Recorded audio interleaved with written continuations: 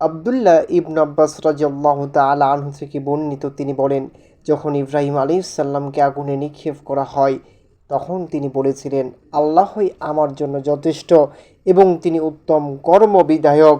এ কথা ইব্রাহিম আলাইহিস সালাম বলেন যখন তাকে আগুনে নিক্ষেপ করা হয়। বুখারী রিয়াজুস সালিহিন প্রথম খণ্ড হাদিস নম্বর ৭৬।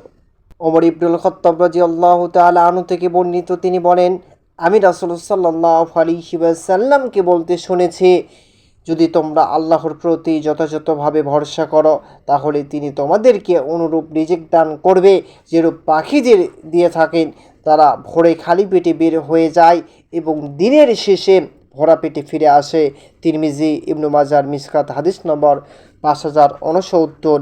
এই হাদিসদ্বয় দ্বারা প্রমাণ করে যে আল্লাহর ওপর ভরসা করলে মানুষ সকল বিপদাপদ থেকে পরিত্রাণ পেতে থাকে এবং তাদের রিজিকের ব্যবস্থাও তিনি করে দেন।